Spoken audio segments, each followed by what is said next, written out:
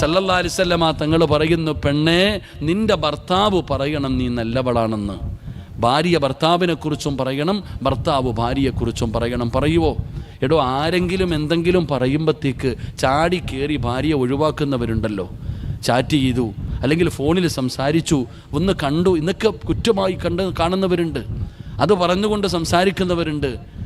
ഒന്നും നോക്കാതെ, സത്യം പോലും മനസ്സിലാക്കാതെ ഭാര്യയെ ഒഴിവാക്കുന്നവരുമുണ്ട്. ഞാൻ ചോദിക്കട്ടെ, നീ ഇരിക്കുന്ന ആണുങ്ങളോട് ഞാൻ ചോദിക്കട്ടെ, ഫോണുള്ളവരൊക്കെ ഒന്ന് കൈവക്കിക്കേ.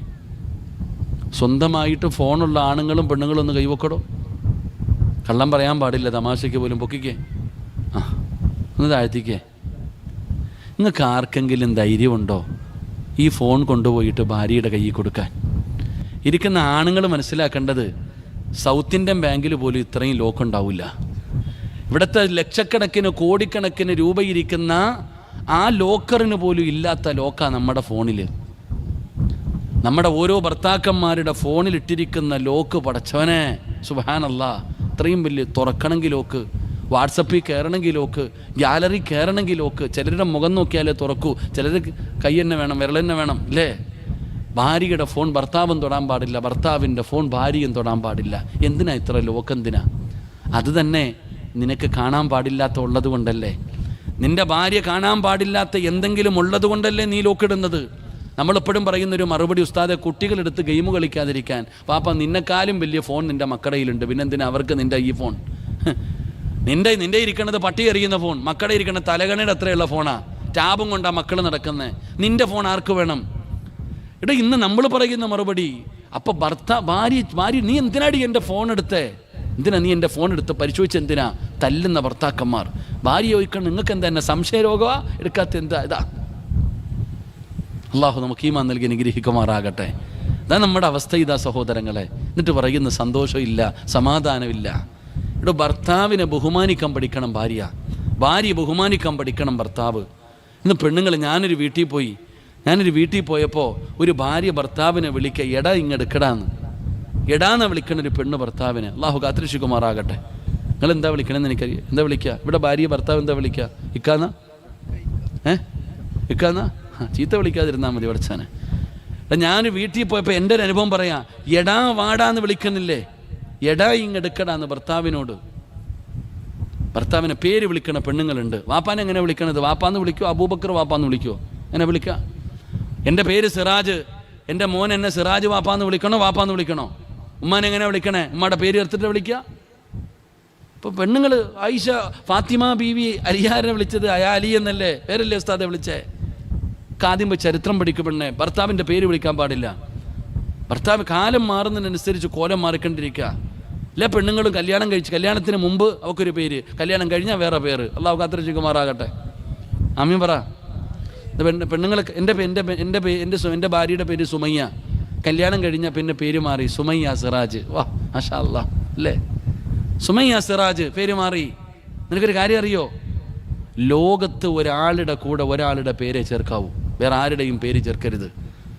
ഒരാളുടെ പേരിൻ്റെ കൂടെ ഒരാളുടെ പേര് ചേർക്കാൻ പറ്റൂ. ആരുടെ പേര്? ജന്മം നൽകിയ ഉപ്പാൻ്റെ പേര്. വേറെ ആരുടെയും പേര് ചേർക്കരുത്. ഫാത്തിമ ബീവി റളിയല്ലാഹു തആല അൻഹയുടെ പേര് ഫാത്തിമ അലി എന്നായിരുന്നില്ല. ആയിഷ ബീവിയുടെ പേര് ആയിഷ മുഹമ്മദ് എന്നായിരുന്നില്ല. പഠിക്ക് ചരിത്രം. വാപ്പാടെ പേരല്ലാതെ വേറെ ആരുടെയും പേര് ചേർക്കാൻ പാടില്ല. കാരണം നിന്നെ കെട്ടി അയക്കുക എപ്പോൾ വേണമെങ്കിലും നിന്നെ തേച്ചിട്ട് പൊക്കളയും. അള്ളാഹു കാത്തിരക്ഷിക്കുമാറാകട്ടെ. ആമീൻ പറ. നിന്റെ ഭർത്താവിന് നിന്നെ എപ്പോൾ വേണമെങ്കിലും ഉപേക്ഷിച്ചൂടെ? നീ ആധാർ തിരുത്തുമോ? അപ്പോൾ ഞാൻ ചോദിക്കുന്ന എൻ്റെ പ്രിയപ്പെട്ട പെങ്ങളെ, നിങ്ങൾ ആലോചിക്കുക. നമ്മുടെ ജീവിതം എന്ന് പറഞ്ഞാൽ ഭാര്യ മരിച്ചുപോയി, 3 കഴിഞ്ഞു, 7 കഴിഞ്ഞു, 11 കഴിഞ്ഞു. കൂട്ടുകാരൻ വന്നിട്ട് ചോദിക്കുന്നു, അളിയ നല്ല ഒരു പെണ്ണുണ്ട്, ആലോചിക്കട്ടെ. അപ്പം ഭർത്താവ് പറയുക, 40 കഴിയട്ടെ അളിയ, നാട്ടുകാരെന്തെങ്കിലും പറയുമെന്ന്. എടാ, ഇന്നത്തെ ഭാര്യയും ഭർത്താവും തമ്മിലുള്ള സ്നേഹത്തിൻ്റെ കഥ പറയുകയാ. ഭർത്താവ് പറയുക, ഭാര്യ മരിച്ചിട്ട് 40 ആയില്ല, 40 കഴിയാതെ കെട്ടിയാൽ നാട്ടുകാരെന്തെങ്കിലും പറയും. അതുകൊണ്ട് നീ വെയിറ്റ് ചെയ്യ്, നമുക്ക് നോക്കാം, 40 കഴിയട്ടെ. അല്ലാഹു ഈമാൻ നൽകുമാറാകട്ടെ. നീയോ എത്ര പെണ്ണുങ്ങളാണ് ഇരിക്കണം എന്ന് ആലോചിക്കേ. ഭർത്താവ് മരണപ്പെട്ടാൽ 4 മാസവും 10 ദിവസവും ഇരിക്കണം. ആര്? ഏതെങ്കിലും ഉമ്മാമ്മമാരിരുന്നാലായി. ഇപ്പം 40 കഴിയുമ്പോൾ പുറത്തിറങ്ങും പെണ്ണുങ്ങൾ. 40 പോലും ഇരിക്കുന്നില്ലടോ. എൻ്റെ പ്രിയപ്പെട്ട സഹോദരിമാരെ, കാലം അങ്ങനെ ആയിപ്പോയി. സ്നേഹമില്ലടോ ഭാര്യയും ഭർത്താവും തമ്മിൽ. ഭാര്യയും ഭർത്താവും തമ്മിൽ ഇന്ന് സ്നേഹമില്ല. കാരണം മനസ്സുകൾ തുറക്കുന്നില്ല, അങ്ങോട്ടും ഇങ്ങോട്ടും മനസ്സ് തുറന്ന് സംസാരിക്കുന്നില്ല. അതിൻ്റെ പുണ്യമൊന്നും നമുക്കറിയത്തില്ല. നമുക്ക് നിസ്കരിക്കുന്നതിൻ്റെ പുണ്യമറിയാം, നോമ്പ് പിടിക്കുന്നതിൻ്റെ പുണ്യമറിയാം. നബിതങ്ങൾ പറഞ്ഞെന്തെന്നറിയോ? എൻ്റെ പ്രിയപ്പെട്ട സഹോദരങ്ങൾ, നമ്മൾ അതിനെക്കുറിച്ച് പഠിക്കണം. അള്ളാഹുവിൻ്റെ വിശുദ്ധ സമാധാനമില്ലടോ നമുക്ക്, അല്ലേ? ഇരിക്കുന്ന ആണുങ്ങൾ പൈസ ഉണ്ട്, കാറുണ്ട്, വീടുണ്ട്, തിന്നാനുണ്ട്, ധരിക്കാനുണ്ട്, ഭാര്യയുണ്ട്, മക്കളുണ്ട്, അള്ളാഹ് നിനക്കെല്ലാം തന്നിട്ടുണ്ട്. എന്തേ വാപ്പ മുഖത്തൊരു സന്തോഷമില്ലാത്ത? ഈ പെണ്ണുങ്ങളോട് ഞാൻ ചോദിക്കട്ടെ, നിനക്ക് അള്ളാഹു സ്വർണം തന്നു, വീട് തന്നു, കാറ് തന്നു, നിനക്ക് അള്ളാഹ് എല്ലാം വാരിക്കോരി തന്നു, എന്നിട്ട് നിൻ്റെ മുഖത്തൊരു സന്തോഷമില്ലാത്ത എന്തേ ഇത്താന്ന് വെച്ചാൽ പറയൂ, ഉസ്താദേ എൻ്റെ ഭർത്താവ് മാത്രം തലതിരിഞ്ഞു പോയി. അള്ളാഹു കാത്തുരക്ഷിക്കുമാറാകട്ടെ. പെണ്ണിനല്ല എല്ലാം കൊടുത്തു, കെട്ടിയ ഭർത്താവ് മാത്രം നേരെയായില്ല. നിങ്ങളോട് ഞാൻ ചോദിക്കാം, നിൻ്റെ സങ്കടം എന്തേ? ഉസ്താദ് എല്ലാം റബ്ബ് തന്നു, എനിക്കൊരു ഭാര്യയുണ്ട്, ഓള് നിസ്കരിക്കും, നോമ്പ് പിടിക്കും, ഖുർആൻ ഓതും, വഴുത കേൾക്കും, ശരീരം മറയ്ക്കും, എല്ലാം ചെയ്യും, നാവിന് ഇത്തിരി നീളം കൂടുതലാണ് ഉസ്താദേ. അള്ളാഹു കാത്തുരക്ഷിക്കുമാറാകട്ടെ. പോയവിടെ ഇവിടെ നമ്മൾ മനസ്സിലാക്കേണ്ടത്, എൻ്റെ പ്രിയപ്പെട്ട സഹോദരങ്ങളെ, ഇന്ന് സമാധാനമില്ലടോ. ഇന്ന് ലോകത്ത് സമാധാനമില്ല. സമാധാനം കിട്ടാനുള്ള വഴി അള്ളാഹ് പറഞ്ഞു കല്യാണം കഴിക്കാൻ. അള്ളാഹു പറയുന്നു, നിങ്ങൾ വിവാഹം കഴിക്ക്, വിവാഹം കഴിച്ചാൽ നിങ്ങൾക്ക് അള്ളാഹു സമാധാനം തരുമെന്ന് അള്ളാഹുവിൻ്റെ വിശുദ്ധ ഖുർആൻ. അള്ളാഹു ഈമാൻ നൽകുമാറാകട്ടെ. കല്യാണം കഴിച്ചാൽ എന്ത് കിട്ടും? ഉറക്കപ്പറ, പെണ്ണ് കെട്ടി എന്ത് കിട്ടും? സമാധാനം കിട്ടും. കിട്ടിയോ? ഉണ്ടോ? അള്ളാഹ് പറഞ്ഞത് കല്യാണം കഴിച്ചാൽ സമാധാനം കിട്ടുമെന്ന്. ഉണ്ടോ പെങ്ങളെ സമാധാനം? അതൊക്കെ എന്നേ പോയി ഉസ്താദേ, അല്ലേ? അള്ളാഹു നമുക്ക് ഈമാൻ നൽകുമാറാകട്ടെ. എൻ്റെ പ്രിയപ്പെട്ട സഹോദരങ്ങളെ, എന്തുകൊണ്ട് നിങ്ങൾക്കറിയുന്ന വഴുത് കഴിഞ്ഞു, ഇവിടെ നിന്ന് ഇറങ്ങി പോകുന്ന സമയത്ത് നീ നിൻ്റെ ഭാര്യയെ കണ്ടു, നിൻ്റെ ഭാര്യ വഴുത് കേൾക്കാൻ വന്നിട്ടുണ്ട്. ഓളിങ്ങനെ നടന്നു പോകുമ്പോൾ നീ അവളുടെ കയ്യിലൊന്ന് പിടിക്ക്, നീ നിൻ്റെ ഭാര്യയുടെ കയ്യിലൊന്ന് പിടിക്ക്. അള്ളാഹുവിൻ്റെ തൃപ്തി കരുതിയിട്ടാണ് നീ ആ കയ്യിൽ പിടിച്ചതെങ്കിൽ നിങ്ങൾ രണ്ടുപേരും ചെയ്ത പാപം ആ കൈവിരലുകൾക്കിടയിലൂടെ അള്ളാഹു പുറത്തു തരുമെന്ന് നബിയുനാ റസൂലുള്ളാഹി. ഭാര്യയുടെ കയ്യിലൊന്ന് പിടിച്ചാൽ മതി, നിന്റെ ജീവിതത്തിൽ ചെയ്ത പാപം, രണ്ടുപേരും ചെയ്ത പാപം ആ ഒരൊറ്റ കൈപിടുത്തത്തിൽ അള്ളാഹു പുറത്തുതരും. അതാണ് ഭാര്യയും ഭർത്താവും. ചിരിക്കാൻ പറ്റുമോ ഭാര്യയുടെ മുഖത്ത് നോക്കിയിട്ട്? ഏത് ഭർത്താവ് ആമിന വല്ലവൻ്റെ ഭാര്യയെ കാണുമ്പോൾ ആമിന സുഖാണോടി, ഓ എന്തൊരു ഒലിപ്പീരാന്നറിയോ? വല്ലവൻ്റെ ഭാര്യയെ കാണുമ്പോൾ എന്തൊരു വിശേഷം. സ്വന്തം പെണ്ണും പിള്ളേ എടുത്ത് ഇന്നേ വരെ ചോദിച്ചിട്ടുണ്ടോ, വല്ലതും തിന്നോടി, നിനക്ക് സുഖമാണോടി എന്ന് ചോദിച്ചിട്ടുണ്ടോ? ആ ഭാര്യയുടെ മുഖത്ത് നോക്കി ചിരിക്ക സഹോദര, നഷ്ടമാകില്ല. അത് നിനക്ക് വലിയ പ്രയോജനമുണ്ട്. അള്ളാഹു നമുക്ക് ഈമാൻ നൽകി അനുഗ്രഹിക്കുമാറാകട്ടെ. ഞാൻ പറയുന്നത്, സ്നേഹിക്ക്, ഭാര്യ ആരാണെന്ന് മനസ്സിലാക്ക്, പരസ്പരം ബഹുമാനിക്കുകയും ആദരിക്കുകയും ചെയ്യണം. ഭാര്യയും ഭർത്താവെന്ന് പറഞ്ഞാൽ ആരെങ്ങനെ തല്ലാനുള്ളവരല്ല. മരിച്ചാലും മറക്കാൻ പാടില്ല ഭാര്യയും ഭർത്താവും. നീ എത്ര പെണ്ണ് കെട്ടിയാലും നിൻ്റെ ഭാര്യയെ മറക്കരുത്. നീ വേറെ കല്യാണം കഴിച്ചോ, വേണ്ടാന്ന് ഞാൻ പറയണില്ല, പക്ഷെ നിൻ്റെ ഭർത്താവിനെ നീ മറന്നു പോകരുത്. അങ്ങനെ മറന്നു പോകാതിരിക്കാനുള്ള ഒരു ജീവിതം കാഴ്ചവെക്കാൻ കഴിയണം. അള്ളാഹു നമുക്ക് ഈമാൻ നൽകുമാറാകട്ടെ. അങ്ങനെ ജീവിച്ച രണ്ടുപേരെ ഞാൻ പറഞ്ഞു തരട്ടെ.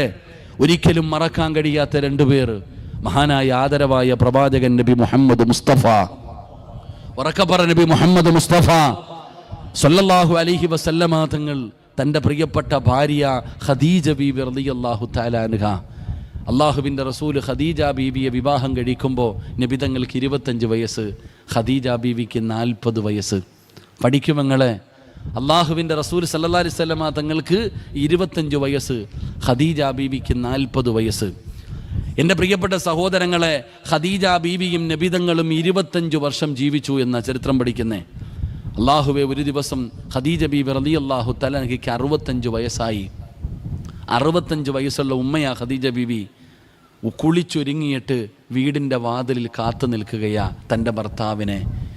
നബിതങ്ങൾ വരുന്നത് കാത്തിട്ട് ഖദീജ ബീവി 65-ാമത്തെ വയസ്സിൽ, 25-ാമത്തെ വയസ്സിലല്ല, കുളിച്ചൊരുങ്ങി നല്ല വസ്ത്രം ധരിച്ച് വീടിൻ്റെ വാതിൽ നിൽക്കുകയാ.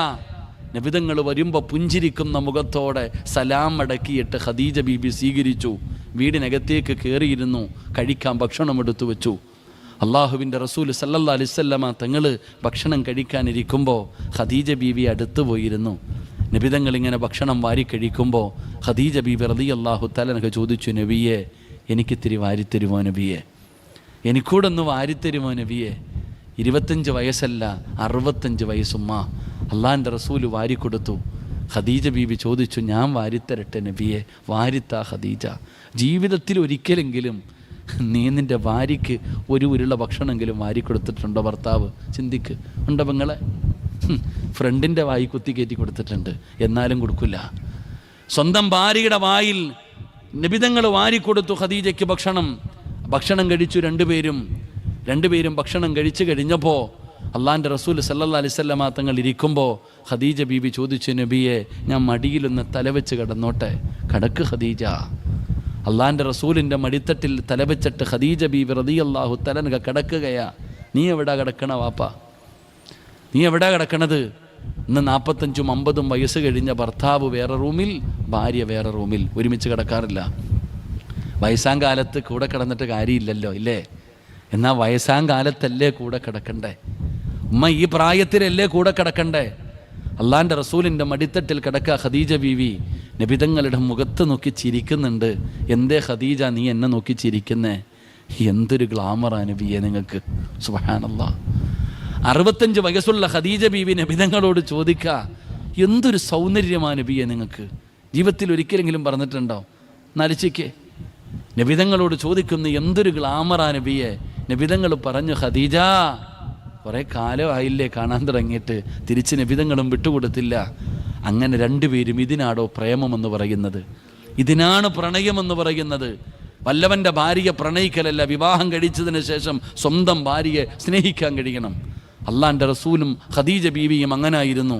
രണ്ടുപേരും ഇങ്ങനെ മടിത്തട്ടിൽ കിടക്കുമ്പോൾ ഖദീജ ബീബി റളിയല്ലാഹു തആല അൻഹ നബിതങ്ങളുടെ കയ്യിലൊന്ന് മുറുകെ പിടിച്ചു. കയ്യിലിങ്ങനെ മുറുകെ പിടിച്ചിട്ട് അള്ളാഹുവിൻ്റെ പ്രവാചകനോട് ഖദീജ ബീബി റളിയല്ലാഹു തആല അൻഹ ചോദിച്ചു, നബിയേ 25 കൊല്ലമായി ഞാൻ നിങ്ങളുടെ കൂടെ കൂടിയിട്ട്, 25 വർഷമായി ഞാൻ നിങ്ങളുടെ കൂടെ കൂടിയിട്ട് നബിയെ അങ്ങയുടെ മനസ്സിന് വേദനയുണ്ടാക്കുന്ന എന്തെങ്കിലും എൻ്റെ നാവിൽ നിന്ന്, എൻ്റെ ഭാഗത്ത് നിന്ന് വന്നിട്ടുണ്ടെങ്കിൽ എനിക്ക് പൊരുത്തം തരണേ നബിയെ. അള്ളാൻ്റെ റസൂല് ചോദിച്ചു, ഇന്ന് എന്ത് പറ്റി ഖദീജ? എന്തേ നീ പൊരുത്തം ചോദിക്കുന്നത്? ഇന്ന് പൊരുത്തം ചോദിക്കാനുള്ള കാരണം എന്താണെന്ന് ചോദിക്കുമ്പോൾ ഖദീജ ബീബി റളിയല്ലാഹു തആല അൻഹ അള്ളാഹുവിൻ്റെ റസൂലിനോട് പറഞ്ഞു, യാ റസൂലല്ലാഹ്, അള്ളാൻ്റെ നബിയേ, എൻ്റെ മരണം അടുത്തെന്ന് തോന്നുന്നു നബിയേ, എൻ്റെ മരണമടുത്തു നബിയേ. അള്ളാൻ്റെ റസൂലിനോട് പറയുമ്പോൾ ലോകത്തിൻ്റെ നേതാവ് തൻ്റെ കൈകൊണ്ട് ഖദീജ ബീബിയുടെ വായങ്ങ് പൊത്തിപ്പിടിക്കുകയാണ്. പറയല്ലേ ഖദീജ, അങ്ങനെ പറയല്ലേ ഖദീജ, നീ എന്നോട് പൊരുത്തം ചോദിക്കല്ലേ ഖദീജ. പെങ്ങളെ, ഖദീജ ആരാണെന്നറിയുവോ? ലോകത്ത് ഒരു പെണ്ണിനും കിട്ടാത്ത പ്രതിഫലമാണ് അല്ലാഹ് ഖദീജയ്ക്ക് കൊടുക്കുന്നത്. ഖിയാമത്ത് നാൾ വരെയുള്ള ഒരു പെണ്ണിനും അങ്ങനെ ഒരു പ്രതിഫലം കിട്ടൂല. എന്താണ് പ്രതിഫലമെന്നറിയോ? സ്വർഗത്തിലൊരു മുത്തുകൊണ്ട് പണിത കൊട്ടാരമാ. സ്വർഗത്തിലൊരു മുത്തുകൊണ്ട് പണിത കൊട്ടാരമാണ് അല്ലാഹ് ഖദീജ ബീബിക്ക് കൊടുക്കുന്നത്. എന്തിനാണെന്നറിയോ? 25 കൊല്ലം നബിതങ്ങളുടെ കൂടെ ജീവിച്ചിട്ട് ഒരിക്കൽ പോലും ഖദീജ ബീബി റളിയല്ലാഹു തആല അൻഹ അല്ലാഹുവിൻ്റെ റസൂലിൻ്റെ മുമ്പിൽ ശബ്ദമുയർത്തിയിട്ടില്ല. നബിതങ്ങളെക്കാൾ 15 വയസ്സ് കൂടുതലാണ് ഖദീജയ്ക്ക്. ആ ഖദീജ ബീബി 25 കൊല്ലം അല്ലാഹുവിൻ്റെ റസൂൽ എന്ന ഭർത്താവിൻ്റെ കൂടെ ജീവിച്ചിട്ട് ഒരിക്കൽ പോലും നബിതങ്ങളുടെ മുമ്പിൽ ഖദീജയുടെ ശബ്ദമുയർന്നിട്ടില്ല. പെങ്ങളെ, ആ ഖദീജയ്ക്ക് അല്ലാഹ് സ്വർഗത്തിലൊരു കൊട്ടാരം കൊടുക്കുന്നത് ലഭിക്കുമോ പെണ്ണേ? നിന്റെ ഭർത്താവിൻ്റെ ഏറ്റവും വലിയ പരാതി നിന്റെ നാവാ പെണ്ണേ. ബഹുമാനിക്കാൻ പഠിക്കണം പെങ്ങള്, ബഹുമാനിക്കാൻ പഠിക്കണം. അള്ളാഹുവിൻ്റെ പ്രവാചകൻ ഖദീജ ബീബി റളിയല്ലാഹു തആല അൻഹയുടെ വായങ്ങ് പൊത്തിപ്പിടിക്കുകയാണ്. പൊരുത്തം ചോദിക്കല്ലേ ഖദീജ, എന്നോട് യാത്ര പറയല്ലേ ഖദീജ. എനിക്ക് നിന്നെക്കുറിച്ച് പറയാൻ പരാതിയൊന്നുമില്ല, എനിക്കൊരു പരാതിയും പറയാനില്ല. ഖദീജ ബീബി ചാടി എഴുന്നേറ്റു, നബിതങ്ങൾക്ക് ചുംബനം കൊടുത്തു, നബിതങ്ങൾക്ക് ചുംബനം കൊടുത്തു. എന്നിട്ട് അല്ലാഹുവിൻ്റെ റസൂലിൻ്റെ ചെവിയിൽ ഇങ്ങനെ ചുണ്ട് ചേർത്ത് വെച്ചിട്ട് ഖദീജ ഉമ്മ പറഞ്ഞു, നബിയേ, മൂന്നാഗ്രഹമുണ്ട് നബിയേ, സാധിപ്പിച്ച് തരുമോ നബിയേ? എനിക്ക് മൂന്നാഗ്രഹമാണുള്ളത്. അള്ളാഹുവിൻ്റെ റസൂൽ ചോദിച്ചു, എന്തേ ഖദീജ, എന്തേ ഖദീജ? 65 വയസ്സുകാരി നബി തങ്ങളെ കെട്ടിപ്പിടിച്ചുകൊണ്ട് പറയുകയാ, യാ റസൂലല്ലാ, ഞാൻ മരിച്ചാ എൻ്റെ മയ്യത്ത് കുളിപ്പിക്കേണ്ടത് നിങ്ങളാ നബിയേ. എൻ്റെ ജനാസ നിങ്ങൾ വേണം കുളിപ്പിക്കാൻ. എൻ്റെ ശരീരം ഒരു പെണ്ണുപോലും കാണുന്നത് എനിക്കിഷ്ടമല്ല നബിയേ. ഒരു പെണ്ണുപോലും അങ്ങ് കണ്ട ശരീരം കാണരുത്, എനിക്കതിഷ്ടമല്ല. എൻ്റെ ജനാസ നിങ്ങൾ വേണം കുളിപ്പിക്കാൻ, എൻ്റെ ജനാസ നിങ്ങൾ വേണം കുളിപ്പിക്കാൻ. അള്ളാൻ്റെ റസൂലിനോട് ചോദിച്ചു, കുളിപ്പിക്കുമോ നബിയേ? റസൂലുള്ള സമ്മതിക്കുകയാണ്. രണ്ടാമത്തെ ആഗ്രഹം എന്തെന്നറിയുമോ? യാ റസൂലല്ലാ, എൻ്റെ മയ്യത്ത് പൊതിയുമ്പോൾ, എൻ്റെ ജനാസ പൊതിയുമ്പോ അങ്ങയുടെ ചുമലിൽ കിടക്കുന്ന ഈ ഷാൾ എനിക്ക് വേണം നബിയേ. എൻ്റെ കഫൻ തുണിക്കകത്ത് ഈ ഷാള് വെച്ച് പൊതിയണം നബിയേ. നിങ്ങളില്ലാതെ എനിക്കുറങ്ങാൻ പറ്റില്ല നബിയേ. ഖിയാമത്ത് നാൾ വരെ ഖബറിനകത്ത് കിടക്കണമെങ്കിൽ നിങ്ങളുടെ സുഗന്ധം വേണം നബിയേ, നിങ്ങളുടെ സുഗന്ധം വേണം നബിയേ. നിങ്ങളില്ലാതെ എനിക്കതിനകത്ത് കിടക്കാൻ കഴിയില്ല. ഇതിനാ പെണ്ണേ സ്നേഹമെന്ന് പറയുന്നത്, ഇതിനാണ് സ്നേഹമെന്ന് പറയുന്നത്. ആ ഖബറിൽ കിടക്കുമ്പോഴും നിങ്ങളുടെ സുഗന്ധം എനിക്ക് വേണം. ഈ തുണി എനിക്ക് തരുമോ നബിയേ? അല്ലാഹുവിൻ്റെ റസൂൽ അവിടെന്ന് സമ്മതിച്ചു. ഖദീജ ബീവി റളിയല്ലാഹു തആല അൻഹ മൂന്നാമതായിട്ട് പറഞ്ഞു, യാ റസൂലല്ലാഹ്, എൻ്റെ ഖബറിനകത്ത് നിങ്ങൾ ഇറങ്ങണം നബിയേ. നിങ്ങൾ വേണം എൻ്റെ ഖബറിനകത്തിറങ്ങാൻ. എൻ്റെ ജനാസ ഖബറിൽ ഇറക്കി വെക്കേണ്ടത് നിങ്ങളാണ്. നിങ്ങൾ വേണം എനിക്ക് മണ്ണ് വാരി വെക്കാൻ. നിങ്ങളുടെ കൈ കൊണ്ട് വേണം എനിക്ക് മണ്ണ് വാരി വെക്കാൻ. ഖദീജ ബീവി റളിയല്ലാഹു തആല അൻഹ ലോകത്തോട് വിട പറയുകയാ. അല്ലാഹുവിൻ്റെ റസൂലാണ്.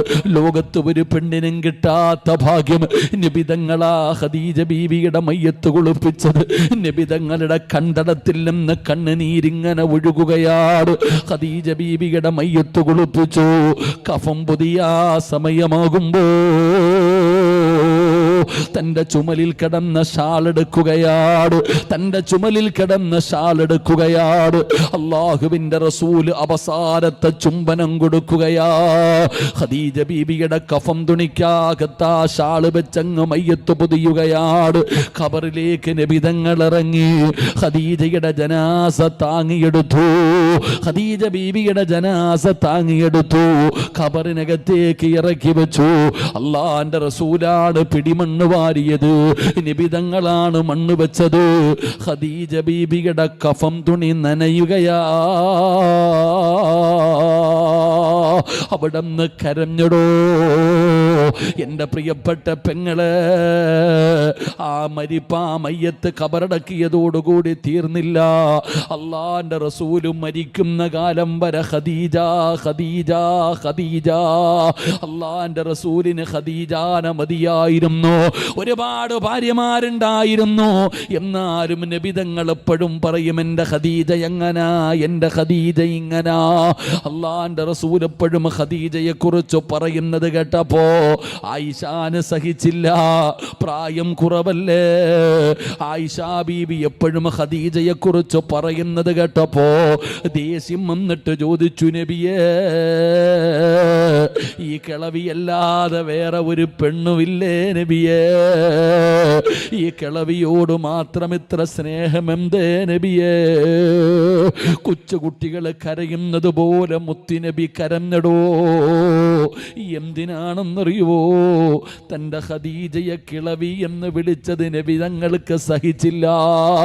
അള്ളാന്റെ റസൂല് കരയുകയാ, നീയൊക്കെ എൻ്റെ ഖദീജയെ പോലെയാകില്ല. പെങ്ങളെ, ഒരു നല്ല ഭക്ഷണം കിട്ടിയാൽ, ആരെങ്കിലും ഒരു നല്ല ഭക്ഷണം കൊണ്ടുവന്ന് കൊടുത്താ നബി തങ്ങൾ പറയും, എൻ്റെ ഖദീജയുടെ കൂട്ടുകാരികളുടെ വീട്ടിൽ കൊണ്ടുകൊടുക്ക്. തൻ്റെ ഭാര്യയോടുള്ള സ്നേഹം കാരണം ഭാര്യയുടെ കൂട്ടുകാർക്ക് പോലും ഭക്ഷണം കൊടുത്ത പ്രവാചകരാ.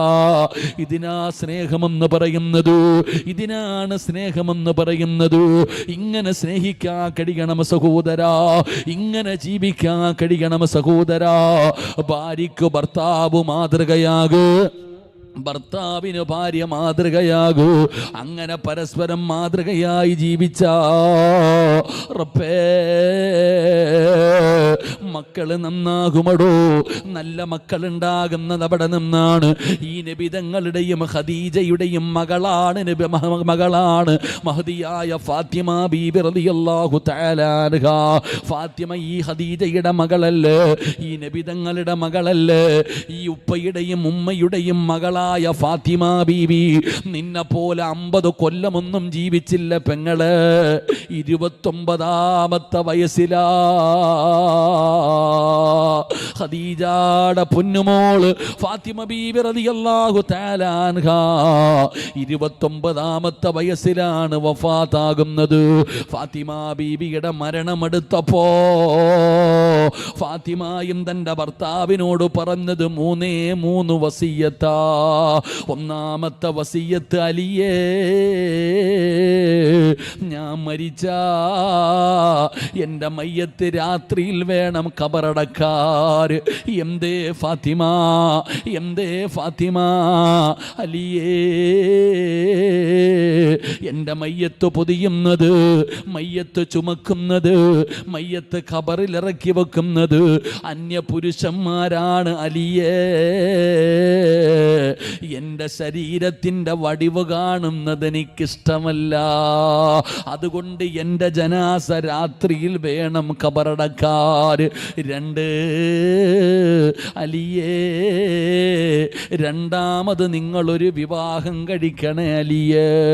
ഫാത്തിമയുടെ 2ാമത്തെ വസിയത്താണ്, രണ്ടാമത് നിങ്ങളൊരു വിവാഹം കഴിക്കണം. 3, എൻ്റെ മക്കളെ തല്ലല്ലേ, എൻ്റെ ഹസനിനെയും ഹുസൈനിനെയും തല്ലല്ലേ, എൻ്റെ പൊന്നുമക്കളെ വേദനിപ്പിക്കല്ലേ. ഈ 3 വസിയത്താണ് ആ ഖദീജ ഉമ്മയുടെ മകളും ചെയ്തു വെച്ചത്. എൻ്റെ പ്രിയപ്പെട്ടവര്, നമ്മളെ കണ്ടാണ് നമ്മുടെ മക്കൾ വളരുന്നത്. പാപ്പാനെയും ഉമ്മാനെയും കണ്ടാട് നമ്മുടെ മക്കൾ വളരുന്നത്. അതുകൊണ്ട് നമ്മൾ നല്ലവരാകു, നമ്മുടെ മക്കൾക്ക് നമ്മൾ മാതൃകയാകു. ഭർത്താവിന് ഭാര്യ മാതൃകയാകു, ഭാര്യയ്ക്ക് ഭർത്താവ് മാതൃകയാകു. പടച്ചവനെ, അങ്ങനെ ജീവിച്ചാ നാളെ മരണപ്പെട്ടതിന് ശേഷം ഭർത്താവിനോട് ഭാര്യയെക്കുറിച്ച് ചോദിക്കുമ്പോ ഭർത്താവ് പറയും, അവളെ പോലെ ഒരു നല്ല പെണ്ണിനെ എൻ്റെ ജീവിതത്തിൽ ഞാൻ കണ്ടിട്ടില്ല. അവളാണ് എൻ്റെ വിജയം, അവളുടെ ദുആയായിരുന്നു, അവളുടെ ബലത്തിലാ ഞാൻ നടന്നത്. ഭർത്താവിനെ കുറിച്ച് ഭാര്യയോട് ചോദിക്കുമ്പോ ഭാര്യ പറയുന്നു, ഏതോ